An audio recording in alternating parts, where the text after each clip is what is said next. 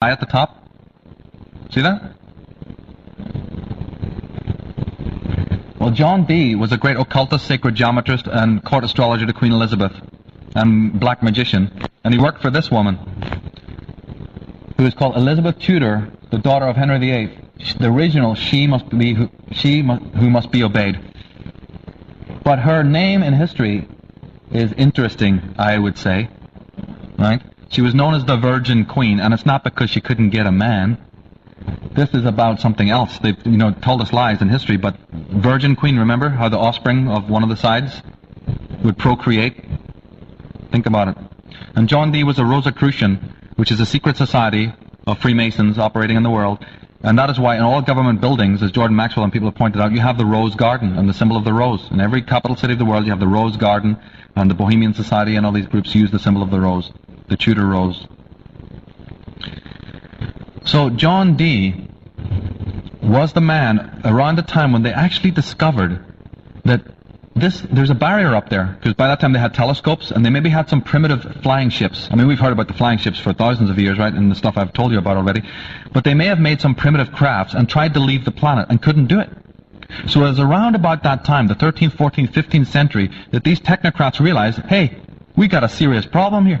We've just spent almost 11,000 years trying to build up the hardware to get out of this planet, and now, no matter what we build, we can't get out because there's a blinking Stargate up there. So they were in turmoil, and that is one of the reasons why those periods of history are so important, not for the reasons they've been telling you in history school. They really were in a dilemma. They were imprisoned in this planet. Remember in the book of Revelation it says, and God will chain the beast to the pit for 1,000 years? Right? Satan being chained to a pit. They realized they couldn't get out. So John Dee, to cut a long story short, said, well, we need another approach. We'll not stop with the development of the hardware. Keep that going, but we're going to need an altogether different approach. And he contacted his patrons, the Queen of England and her coterie, these original Illuminati types, and he said, what we need to do is go to a completely higher form of intelligence. Not extraterrestrial, but pan-dimensional. They may be able to help us with this. This is not the first time that such a portal has been opened on our Earth, and it wasn't the last. John Dee contacted some beings that C.S. Lewis refers to as the macrobes. He says that under our level of perception, we have the microbes. A couple of hundred years ago, if you had talked to anybody about microbes, microbial life, bacteria, they'd have laughed at you. They'd have thought you were insane and probably locked you up if you described that. Then we invented the telescope, and now it's common knowledge, right? A whole universe of life forms, right? Beneath our perception of vision. Well, C.S. Lewis says there is another level above us, on the next level up almost, which is the same. You can't have a physical instrument so much to deal with it. The instrument of noticing that and knowing that is the human intuition. Or shall we say the human imagination. But John Dee, being an occultist and a magician of very great power, opened a portal in England in the 14th century. The 15th century was opened in England. And he contacted beings of a higher grade of intelligence. This thing is a whole study in itself to do with occultism and what have you. And he contacted these macrobes, and these macrobes actually don't like being pestered by inferior types like him. And we can't say they're good or they're bad, that those terms ain't going to work with this. But the long story short, as his mind is nearly frazzling with their interaction, they actually did tell him, oh yeah, what's your problem? And they said, oh yeah, we have no problem with that, we can help you with that, we can, fix that. And he goes, well then, let's do it. But the only trouble was that in order to do it, the information that they had to pour through his consciousness, he very quickly realized would take literally thousands of years to manifest in physical time. When the information started transmitting through his work, and his work was called Enochian magic, for those who happen to be into that, when you see all those lovely pictures and quaint images of magicians in circles and all these symbols around and the five-pointed pentagram and all that stuff, have you ever noticed how many of those symbols are actually planetary symbols for the start? I mean, we're talking occultism, yet they're mostly symbols of the planets. Because that also is some subject that's been put before us totally erroneously. I go into that in the book, about what that really is all about and why planetary symbols are used so often.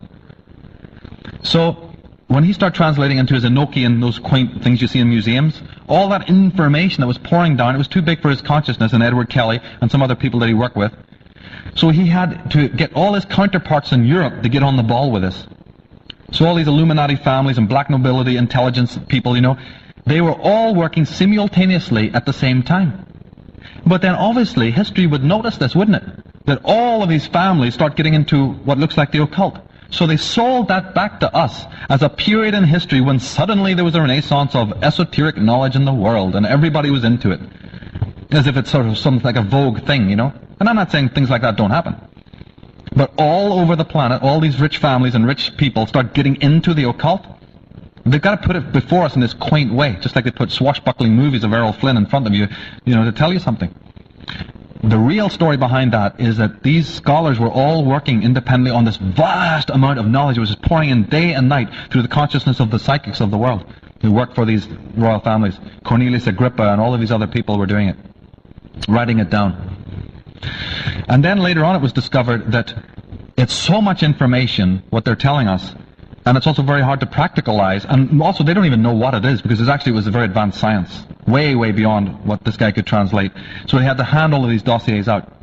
And then later it was realized that having each of these intellectual geniuses working in their own little garrets up in the Bavarian hills is not good enough. We're going to have to, this knowledge is getting so much now, you have to bring it together into places where the scholars can come. We call those places universities, universe cities, cities of the universe, or colleges, where you collage information. You see, it wasn't good enough to have everybody doing their own research. The knowledge was getting so immense, they brought it into central places. It's not for you, me, and Grandma to go and get educated and get a degree. They don't care about us. They never did. Now you can do it. They've offered us the privilege, thank God. But my father and your forefathers didn't even know that. Just 50 years ago, didn't even have the privilege of education. So, think about that. We have the privilege. We get a little bit, arrogant about it, yeah. Very, very short time ago in your own families, that was not what was happening. Your fathers were sweating on the fields, wondering what life is all about and why they are going through the lives that they have been going through. We owe it to them. If you're not a humanitarian, that's perfectly all right. If you don't care about humanity, that doesn't bother me. But you have your own family line then, your own tradition, your own private lineage of your forefathers, your mothers and your fathers, your grandfathers who slaved on this planet under these people. You owe it to them to find out the answers and do something. You should be doing it for humanity. But even if that one doesn't, trigger you, I'm assuming it does at everyone who's in this particular venue. But even if it wouldn't, I tell people all the time, if it doesn't hit you on that level, I could get plenty of other reasons why you should do this and fight this fight. The thing is that this knowledge was pouring in thick and fast, so they eventually created the universities. And if you don't believe this, just study the architecture of the universities of the world. Go there and look at the symbols they use in those places, and how they're divided and sequestered, and the robes and the clothes that the scholars wear and everything, and you'll find it's occult. Part of the information that was transmitted to these people from the macrobes was that in order to even begin to build what you need, you're going to have to basically use the entire planet's mineral resources to get the very physical wealth, to pay the people, to do whatever. It's like running a business, right? Anybody here is a business owner, they know what I'm talking about. Well, this is a business that incorporated building super technologies. So is it not from the 14th and 15th century that we have the rise of the British Empire? This tiny little country that stretches its tentacles out to the rest of the world? Isn't it from that time that we have the universities of the world rising? Isn't it from that time we have the stock exchange rising? Isn't it that time we have the industrial revolution's beginnings? The agricultural revolution, right? Think of just how many things that we now take for granted that came out of that particular time. Wasn't it the time of the new science of Francis Bacon and Newton and Copernicus and Kepler? All looks very divided, doesn't it? Well, because it's divided, because we're learning it from the universities who have been put together by them in the first place, who know how to disseminate the knowledge so that you won't see the overall pattern. But the few at the top of the pyramid know what is really going on. These things don't just arise by themselves. Just study those periods themselves, please. If you go even on a trip to England, on a holiday, and you go through those lovely estates, those beautiful estates of the landed gentry, just ask, when is the architecture? Ask the guides, when do these get built? 90% of the stately homes in England were all built around the 16th century. Something happened in that time of England that we now inherit, which we have as modern times. Before that, the kings were shivering in their castles. They didn't even have glass for the windows. And yet suddenly something happens. So the British Empire arose, and they sent out the pirates. They sent out their emissaries from the Hudson Bay Company and the East India Company to the four corners of the world to enslave the world, to get the mineral resources, to get the slavery, to get the gold, you see, to bring it back for one agenda orchestrated by just a very few people of the Tudor dynasty. America's destiny is very much involved in this. Through the Hudson Bay Company and the Russell Trust, this country was also taken over by the pirates. Pirates, the word pirates is from pyrate, fire. The fire ones, the Illuminati, the ones who have the fire. Right? We've been watching too much Errol Flynn, and they put before us all this romantic stuff. Find out who these characters were and what they were up to. Just study the pirates alone. Just study the main pirates and their biographies, those characters. It's a fascinating story will unfold that you won't be able to explain unless you have these answers. Some of these pirate leaders had tremendous magical powers. They were also extremely brutal and ruthless.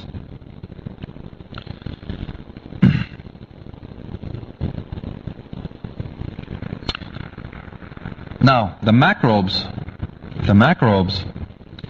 they don't do nothing for free. First of all, they told John Dee and his cohorts that to get the key to the Stargate, you need to do two things. The first thing you need to do has to be in two parts. The first thing you need to do is to find out how to make matter from energy. I'm cutting a long story short. It took them hundreds of years just to read through this stuff.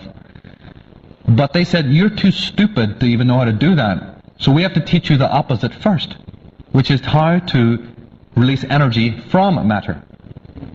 That's not what you're going to do, but that's how you have to learn. And to do that, it's going to take you 500 years.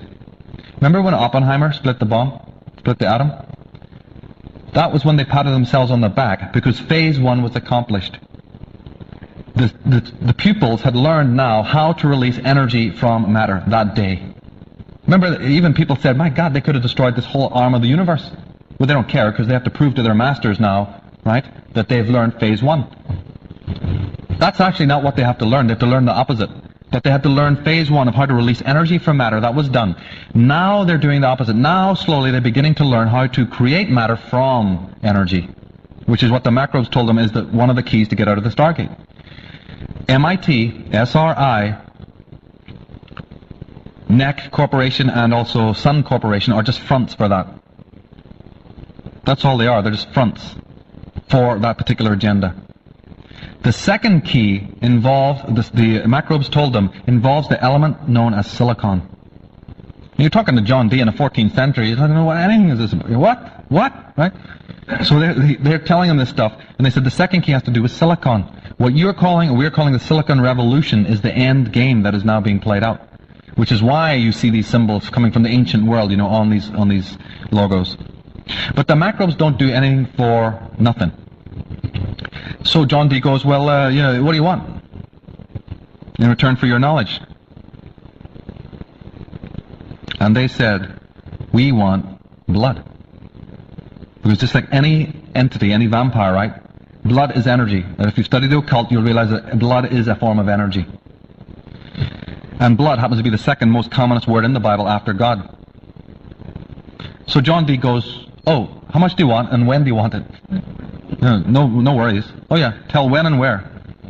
So the macrobe said, well, we want sacrifices. Ladies and gentlemen, is it not also since that time of the 16th century that the wars, not battles between two maniac kings with a couple of hundred knights, but I'm talking about the wars, begin?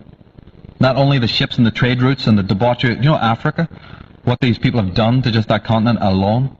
Well, you don't have to go there. Think about what they've done in America. But isn't it also that time that the great wars begin? Have you ever questioned why it is that all the soldiers always wear occult symbols? Because in order to have a ritual death, even if you just study your common garden black magician who's going to kill a cat, right? They have to draw the right circle, do it under the right constellations, do it under the right timing, right? Think of a mass on a huge level that has to send up energy to these beings.